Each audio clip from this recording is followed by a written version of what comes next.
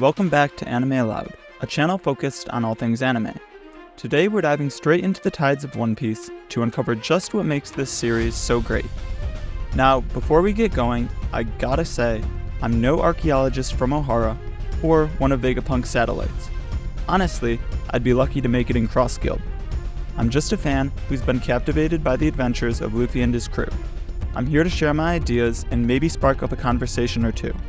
So get comfy, grab yourself a chunk of meat, and let's break down the One Piece phenomenon. First off, let's talk protagonists, specifically everyone's favorite rubber kind. When you pit Luffy against other big names from popular series, he's an oddball to say the least. I think this quote encapsulates his whole deal. Hero? No, we're pirates. I love heroes, but I don't want to be one. Do you know what heroes are? Say there's a chunk of meat. Pirates will have a banquet and eat it, but heroes will share it with other people. I want all the meat. See, Luffy's a pirate through and through. His goals aren't about being the savior of the world or a paragon of virtue. He's about freedom, adventure, and the pursuit of his dreams, becoming the Pirate King and finding the One Piece. Sure, he wants his friends to be happy and safe, which is kind of heroic in its own right, but he's also unabashedly chasing his own ambitions.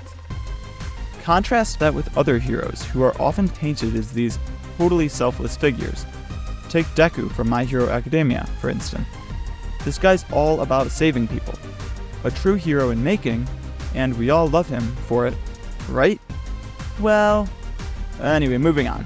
I mean, it's literally the dude's single focus to follow in the footsteps of All Might to the point where it consumes every part of his life. Or, take Tanjiro from Demon Slayer, for example. A lad driven by the noble goal of curing his sister and avenging his family. Honorable? Yes. But again, there's the whole laser-focused thing that guides every single one of his moves. Now, don't get me wrong, these characters are somewhat compelling, and they help to carry their shows. But, when you put them next to Luffy, the differences in depth are apparent. Luffy isn't aiming to be the biggest do-gooder or the most righteous chap sailing the seas. He's out there for the thrill, the freedom, the treasure, and yeah, the meat. He's on a quest for personal fulfillment as much as he is about protecting the people he cares about.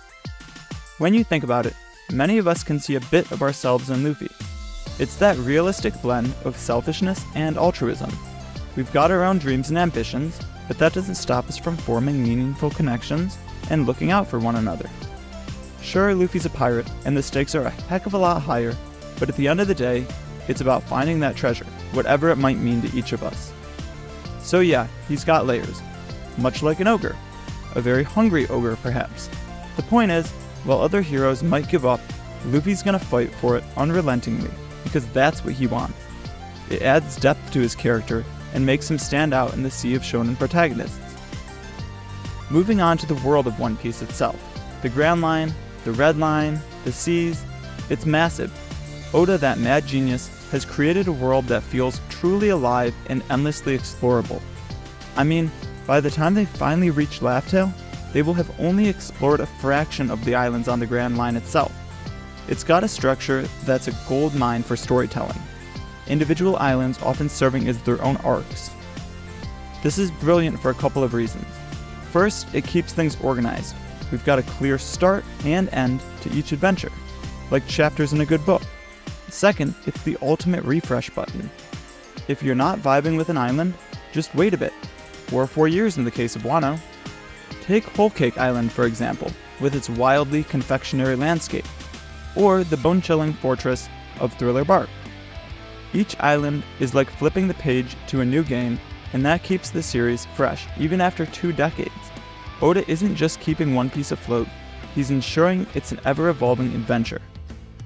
It's hard for any long-running series to remain relevant, but One Piece not only manages this, it excels at it.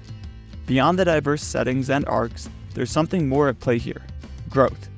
Luffy and the crew are not static. Take Usopp, for instance. Okay, maybe not the best example. However, they laugh, they cry, they fall hard, and they inevitably rise. The way they evolve is much like real life, just with a lot more devil fruits and hockey. Furthermore, Oda rarely fails to pay homage to characters he introduces. Most recently, we got to see the backstory of Kuma, a character from way back in Sabari. Then, there's the overarching plot with its twists that rarely fail to disappoint. It might seem slow at times, but that pacing is deliberate. It's marinating the story, layering flavors upon flavors, until the moments punch you straight in the face. When those revelations come to light, it's incredible. I still think about seeing Gear 5 for the first time. Can we talk about the fan community for a minute? It's a force to be reckoned with in itself. There's theory crafting, fan art, cosplay, discussions that could go on for days. Seriously, there are forums dedicated to just one panel in the manga. This culture seeps into real life as well.